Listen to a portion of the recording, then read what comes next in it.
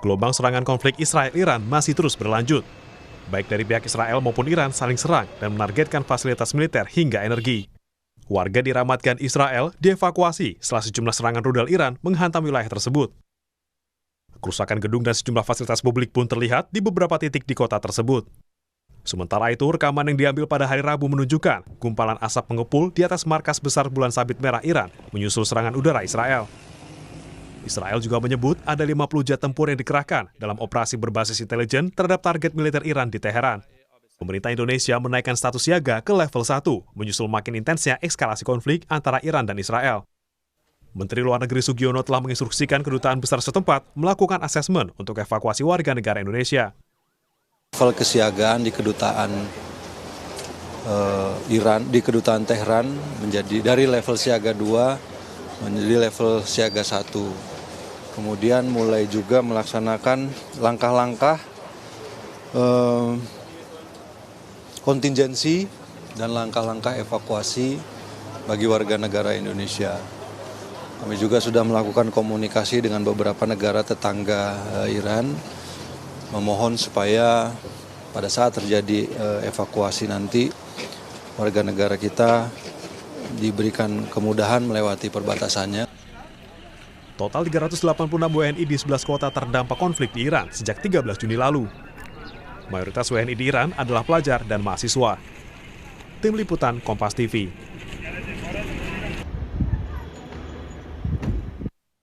Untuk membahas langkah pemerintah mengevakuasi warga negara Indonesia di Iran, sudah bergabung bersama Jurnal Merah Putih, mantan wartawan Istana Harian Kompas, Suhartono Mashar. Selamat sore. Evakuasi warga negara Indonesia di Iran sedang berlangsung di tengah perang Iran-Israel.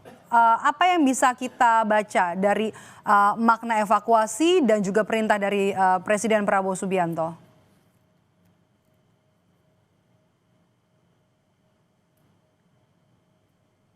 Suaranya hilang ya? Oke, Mashar, sudah bisa dengar suara Maido? Sudah, Mbak. Oke, baik. Kalau kita lihat sekarang kan yang tengah berlangsung adalah evakuasi warga negara Indonesia di Iran di tengah perang yang sedang berlangsung antara Iran dan juga Israel. Apa makna dari evakuasi ini dan juga perintah dari Presiden Prabowo Subianto, Mashar? Jadi seorang presiden memang harus bertanggung jawab terhadap warga negaranya.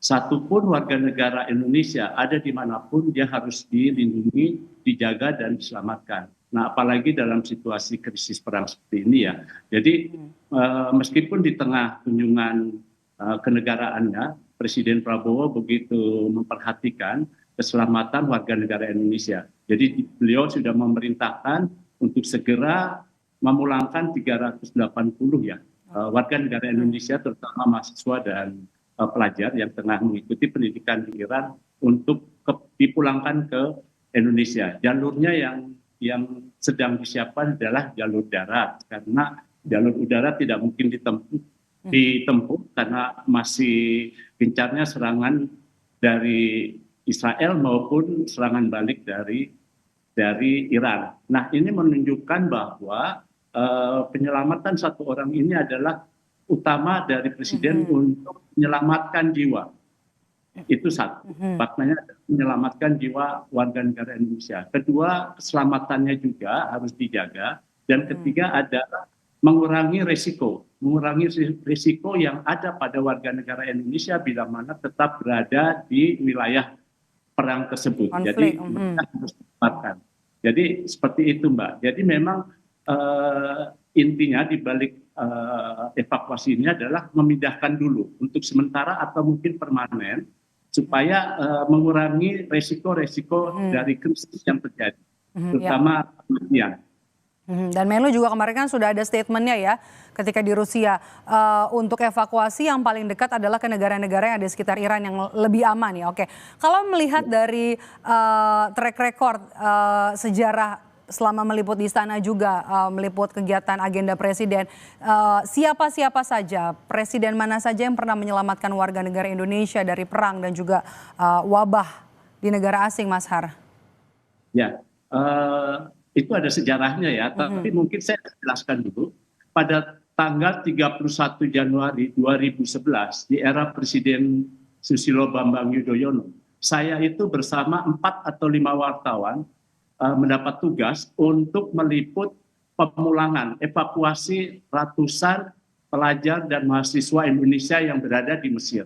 Mesir pada waktu itu terjadi krisis politik ya, yang menyebabkan kerawanan terhadap warga negara Indonesia di sana, sehingga Presiden SBY meminta dievakuasi ratusan warga negara Indonesia itu, yang dipimpin pada waktu itu saya ingat adalah oleh Pak Hasan Wirayuda, dan komandan Pas Pampresnya waktu itu ditunjuk adalah Wadan Pas Pampres, yaitu Pak Alvan Gafar dari Marinir. Saya ingat saya TVRI dan juga ada beberapa media lain ikut terlibat. Tapi kami ketika tiba di sana dini hari, ketika kami mau turun, kami dicegah oleh otoritas di Bandara Mesir. Kami semua tidak boleh turun. Yang kemudian diizinkan turun adalah Pak Menlu, Pak Hasan Wirayuda, dan juga Komandan Pas Pampres, terutama untuk pengamanan. Karena pada waktu itu adalah pemindahan sejumlah warga negara Indonesia dari pusat kota menuju bandara. Nah, kita menunggu hampir 1 harian, menjelang malam, sekitar mungkin jam 8, jam 9 malam. Jadi kami 1 hari itu ada di pesawat, tidak boleh keluar. Kami akhirnya ada kabar bahwa ratusan warga negara Indonesia boleh dipulangkan dan mereka memasuki pesawat Garuda. Waktu itu pesawat Garudanya yang semula kosong, hanya kami isinya, tiba-tiba menjadi penuh karena ratusan mahasiswa, baik pelajar maupun mahasiswa masuk. Nah, saya ingat salah satu mahasiswa yang kemudian ngobrol dengan saya adalah Suhairi Misrawi yang sekarang menjadi duta besar Tunisia. Sekarang ada di sana. Nah, itulah salah satu mahasiswa Indonesia yang ada di Mesir. Dan dia yang menjadi salah satu mahasiswa yang dipulangkan. Nah, kalau melihat sejarahnya, dulu Presiden Bung Karno juga ketika melakukan operasi bermusuhan dengan Malaysia, waktu itu namanya Ganya Malaysia, karena juga memindahkan sejumlah warga negara Indonesia yang berada di Malaysia. Kemudian di eranya Pak Harto juga berkunjung langsung pada tahun 1995 ke Bosnia. Waktu itu terjadi krisis politik di sana. Pak Harto datang melihat langsung dan memindahkan sejumlah warga negara Indonesia serta memberi kepastian bahwa warga negara Indonesia yang ada di Bosnia itu cukup aman. Jadi Pak Harto begitu. Nah, kemudian di eranya setelah Pak Harto, Pak Habibie tidak ada, Bu Mega, Pak Gus Dur tidak ada, ya kemudian muncul di eranya Pak Jokowi. Tadi Pak SBY saya ceritakan di Mesir. Nah, Pak Jokowi ini juga ada evakuasi warga negara tahun 2020 ketika pandemi COVID-19 muncul. Ya, waktu itu dari Wuhan, Cina, dan juga diantaranya dari Jepang. Diminta untuk kembali ya ke Indonesia. Presiden Jokowi menyiapkan kapal khusus untuk memulangkan warga negara Indonesia pasca pandemi COVID di Cina maupun di Jepang. Oke, Mas Har, kalau misalnya kita bandingkan ya WNI evakuasi warga negara Indonesia yang terdahulu di zaman beberapa presiden terdahulu, kalau dibandingkan dengan sekarang ini kondisi perang yang tengah berlangsung antara Iran dan juga Israel, seberapa genting evakuasi warga negara Indonesia di Iran saat ini? Kalau menurut saya, sekarang kan yang terjadi di Iran itu kan perang ya. Nah, itu juga waktu terjadi pandemi COVID di Cina dan Jepang. Demikian juga ketika krisis politik di di Mesir. Demikian juga ketika Bung Karno melakukan operasi pengganyangan terhadap Malaysia dan memulangkan. Begitu juga Pak Harto. Jadi sebetulnya baik perang maupun bencana, wabah itu sama gentingnya. Karena Presiden harus melindungi satupun warga negara Indonesia yang ada di luar negeri. Dia tidak boleh terjadi apa-apa. Sehingga meskipun sekarang ada perang ataupun ada wabah bencana, kewajiban pemerintah untuk melindungi. Nah, bagaimana untuk menghilangkan krisis itu? Yaitu melakukan evakuasi ke negeri yang aman sementara atau permanen. Kira-kira itu, Pak. Baik, terima kasih atas cerita dan juga obrolannya. Setelah bergabung bersama kami di Jurnal Merah Putih, mantan wartawan Istana Harian Kompas, Mas Suhartono. Sehat selalu, Mas Har. Terima kasih, Mbak Maido. Militer Israel memamerkan jet tempurnya yang melakukan operasi serangan ke Iran. Dalam video yang dirilis ke publik, Angkatan Bersenjata Israel tak menyebutkan soal lokasi pangkalan udara tempat jet tempur yang menyerang Iran. Israel mengatakan ada 50 jet tempur yang dikerahkan dalam operasi berbasis intelijen terhadap target militer Iran di Teheran.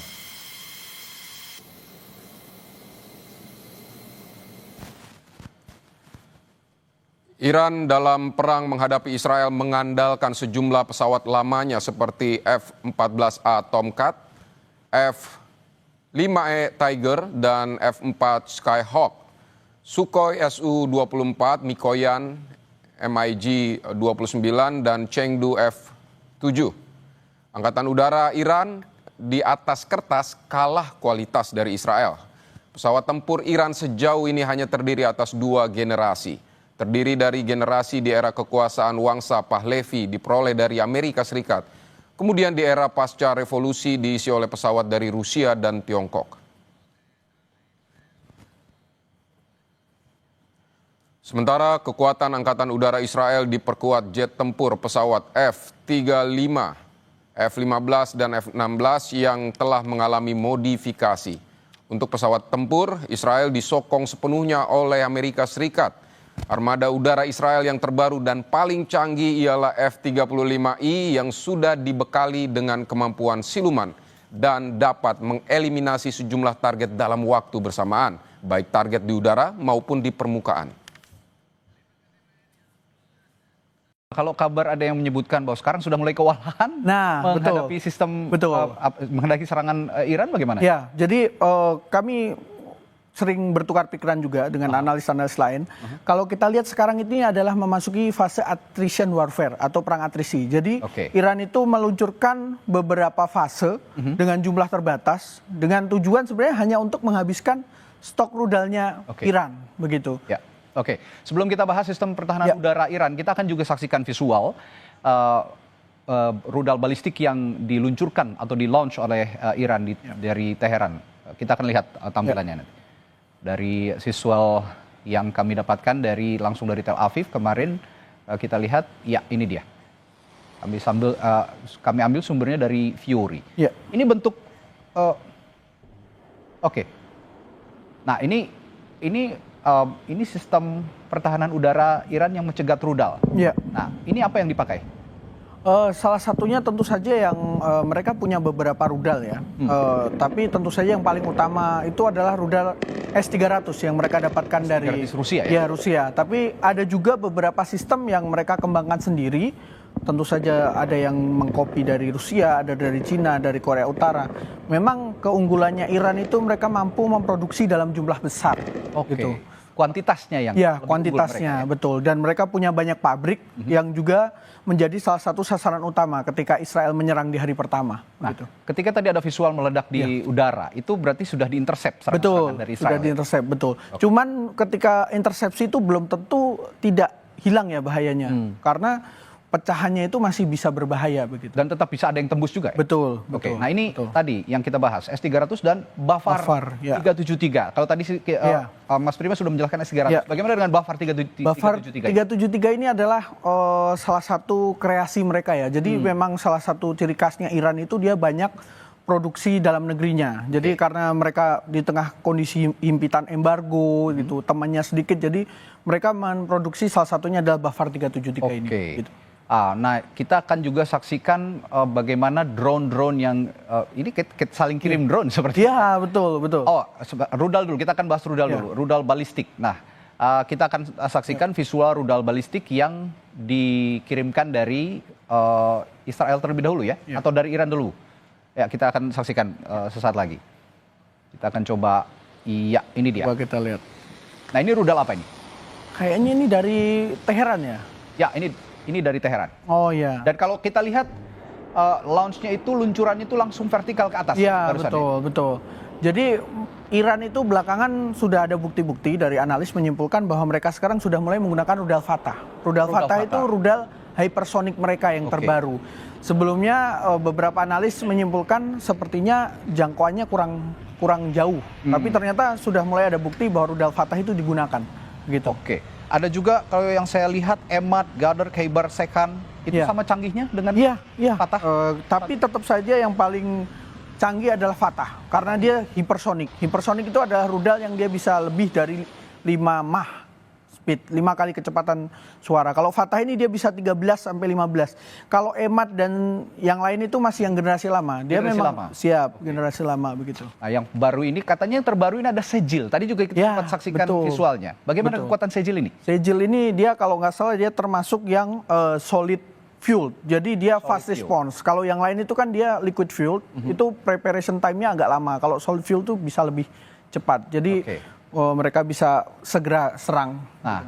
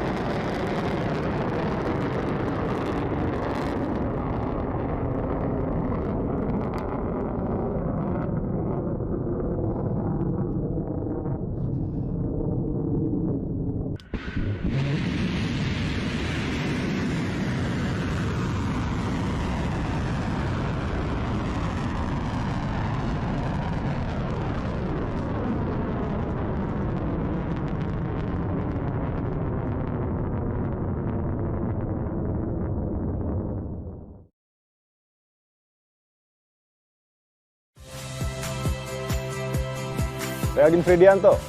Saksikan terus program-program Kompas TV melalui siaran digital, pay TV, dan media streaming lain. Kompas TV, independen, terpercaya.